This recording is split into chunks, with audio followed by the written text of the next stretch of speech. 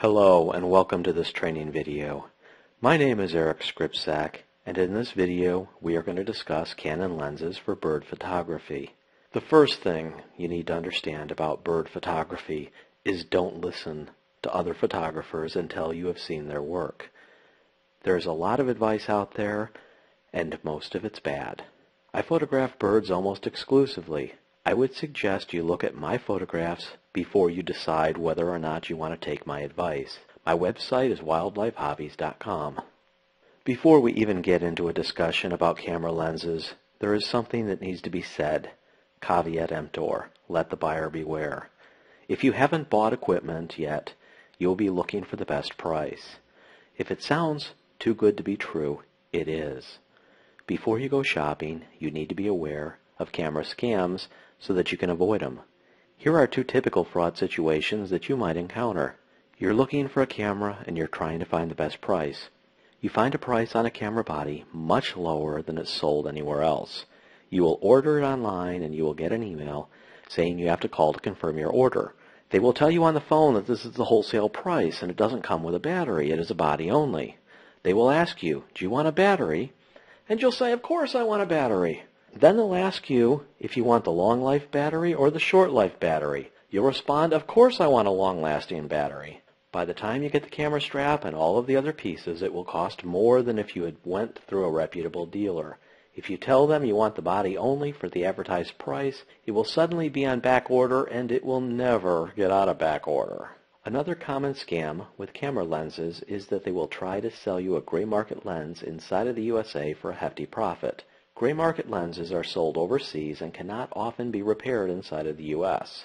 Once you get on the phone, they will say that the lens doesn't come with a hood, and they will ask you if you want one. If you're savvy, you will say that the website says it comes with a hood.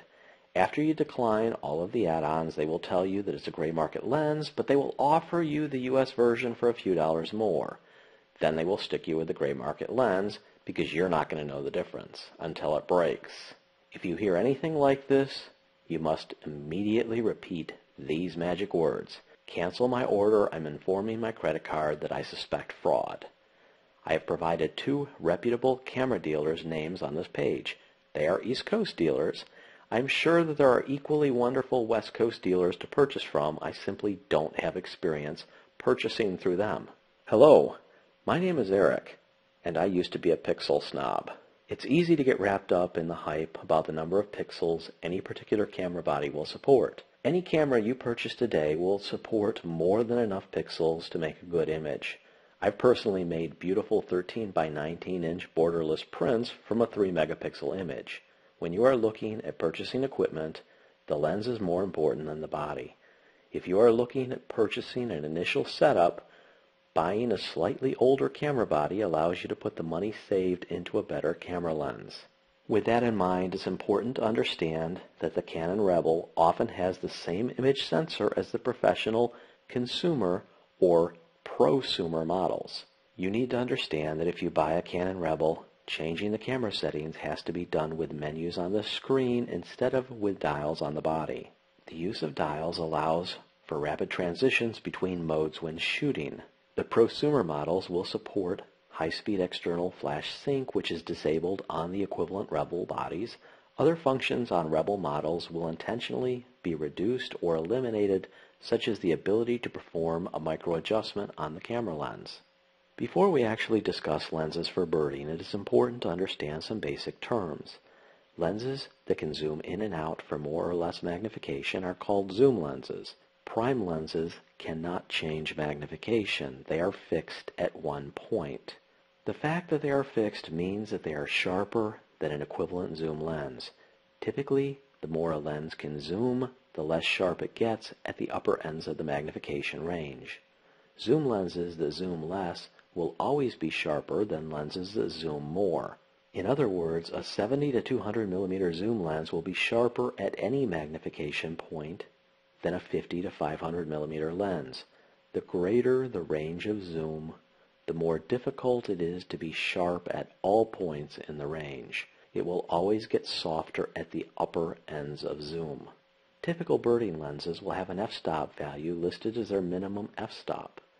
Typical birding lenses will say f5.6, f4, or f2.8. The lower the number, the faster the focus. The lower the number, the bigger the outside or objective lens, and the heavier the lens will be. f5.6 is the highest number that Canon cameras will typically autofocus at.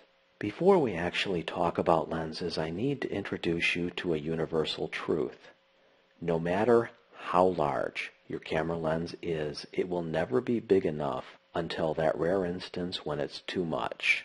I have shot with the 300, 400, 500, and 800 millimeter lenses. No matter how powerful your lens, there is always a bird too far. If you get used to that idea that some things will be too far away no matter what you can do, you will save yourself a lot of long-term anxiety. Learning to be philosophical really will help you with your photography. There will always be a bird too far. You will never have enough lens until you have too much. A Ninga Trail in Florida is a perfect example. When I am on this trail, I typically use a 70 to 200 millimeter lens. The birds really are that big, and they really are that close. While it is rare to have this issue, sometimes you can't back up far enough to shoot the entire bird if you're using larger lenses. A few years ago, I was photographing a black-crowned night heron, and I had my 400 millimeter 5.6 lens with me. I backed up. Finally, I'm almost standing in water. I can't back up anymore. Sometimes you simply have too much lens. The best lens that you can have is the one that you can comfortably carry all day. I see people with 600 or 800 millimeter lenses that would not walk 4 city blocks to photograph a barred owl. Large lenses require tripods. The combination of weight of the longer lenses and their tripods severely impacts mobility. Some people have been known to transport their lenses in a baby carriage. When opportunity presents itself, I want a lens I can quickly bring up and shoot with. I don't want to be fumbling with a tripod and a long lens. You miss a lot of shots that way. Whatever lens you select should be light enough to be managed for a full day. One of the things you will see discussed in lenses is image stabilization. Image stabilization helps reduce lens shake. It is effectively a form of vibration reduction. Most of my photography is done in good light levels at midday. I typically stay in ISO 1600 on my camera. My shutter speeds are almost always over 1/2500th of a second. When shooting at these speeds, image stabilization offers little. Image stabilization can mean a very great deal if you're shooting in low levels of light. When I encounter low light levels, I put on an external flash and I will still shoot at 1/500th of a second. Note that the Canon Rebel body will not allow you to sync with an external flash at these speeds. If I were photographing a basketball game on an indoor court, I would absolutely want IS. It is important to note that most manufacturers suggest you disable IS when shooting on a tripod. Teleconverters, or as Canon calls them, extenders, can help you by making a lens more powerful. They are a snap-in module that is added between the camera and the lens. When I started taking pictures, I was Captain Teleconverter. I never met a teleconverter I didn't like. Now I rarely use them unless I am shooting with an f2.8 lens. I've had exceptional results with the Canon 300mm f2.8 lens using both a 1.4x and a 2x teleconverter. A 1.4x teleconverter would make a 300mm lens 420mm.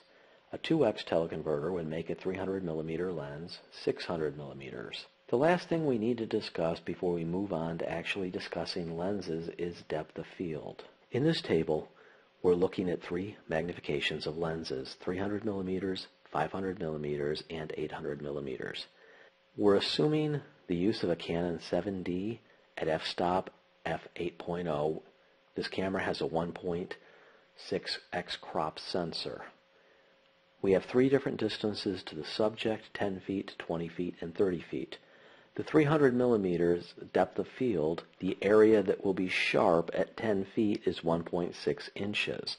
At 20 feet is 4 inches, at 30 feet is 19 inches. Notice the depth of field on the 500 and 800mm lenses. The more magnification you get, the shallower the depth of field. This is a big reason why I no longer use a 500 or 800mm lens Everybody wants more power. They're convinced they're Tim the Toolman Taylor. More power, more lens. Yeah.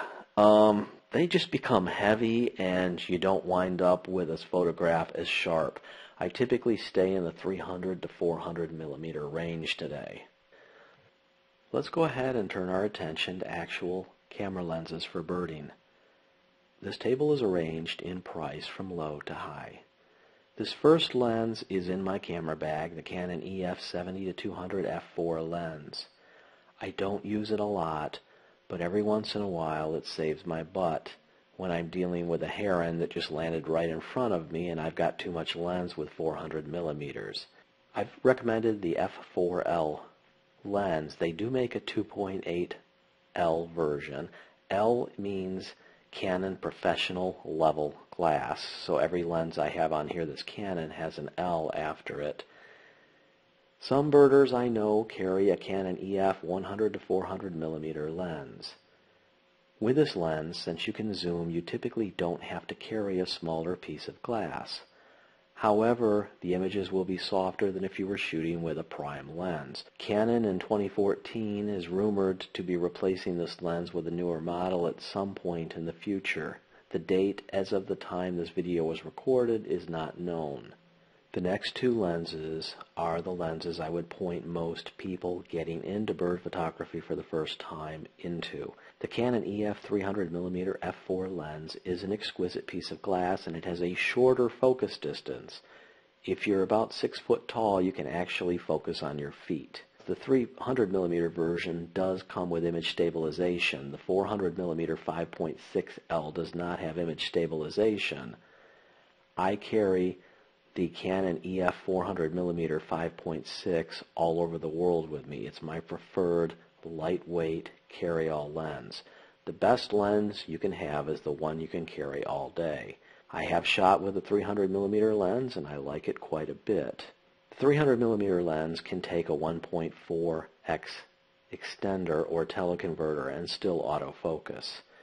My preference is to never use a teleconverter except on a 2.8 lens. You need to understand while you can slap a 1.4x teleconverter on the 300mm f4 lens, it would make it 420 millimeters at f5.6. It will slow down focus dramatically. I have put some Sigma lenses in this table. Sigma is an aftermarket company you can buy lenses from. I have owned Sigma lenses and have found them to be of considerable quality. Canon L-series glass is going to be better than the Sigma lens, but it's not exponentially better. You need to compare price and quality levels. If you're looking at buying a more expensive lens, I would suggest renting it first and see what you think. Sigma does make a nice 120 to 400 millimeter lens. I have never used this particular Sigma lens. Sigma also makes a 300mm f2.8 lens, which does not have image stabilization. If I had to recommend one lens on this page for birding, it would be the Canon EF 400mm 5.6L lens, because I can carry it all day.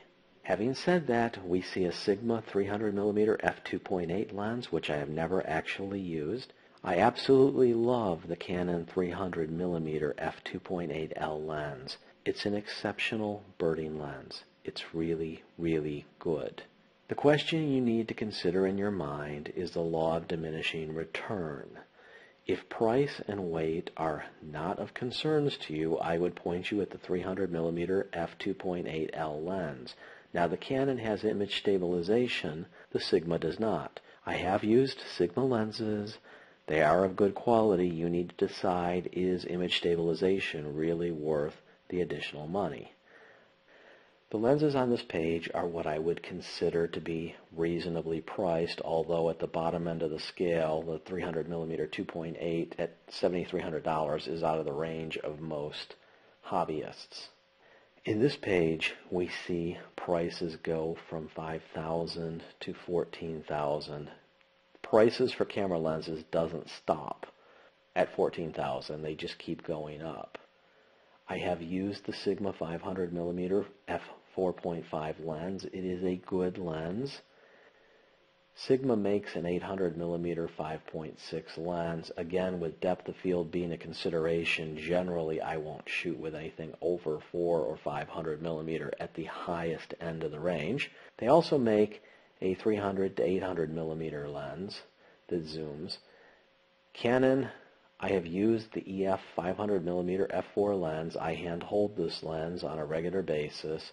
It is an exquisite piece of glass. But again, the 300mm lens with a 1.4 on it would take you to 420mm. Is the 420 really that much different than the 500mm lens? You have to decide this for yourself. Some photographers get the 400 2.8L lens because, again, you can use the 1.4 and the 2x teleconverter on it, and it works quite well. Serious bird photographers would typically pick up a 600 or 800mm lens. You can see the weights here and the prices at $13,000 or $14,000. For just a moment, we've returned to the previous table. When we were on this table, a number of times I mentioned that I would suggest purchasing the Canon 400mm 5.6 lens as a starter birding lens. It is exquisite. It is what I carry in my bag most of the time. If I had a choice between the 400mm 5.6 and the 300mm 2.8, if I'm not leaving the country, it would always be the 300mm 2.8. Most flight photographers would try to get a 2.8 lens because the lower the f-stop on the lens, the faster it focuses. A 300mm 2.8 lens will focus much faster than a 300 f4 lens. But I wanted to illustrate a point. In this presentation, every photograph of a bird you've seen is a bird in flight. Every single one of those flight shots was taken with the 400mm 5.6 lens. What's the best lens you can have for birding? It's the lens you can carry all day. You have to decide if your budget would support the 400mm 5.6 or the 300mm 2.8 lens with the extenders on it. There's no point in salivating over a lens that's out of your price range. I routinely carry the 400mm 5.6 all over the world. That concludes my presentation on lenses for bird photography. Thank you for taking the time to view this video. Happy birding!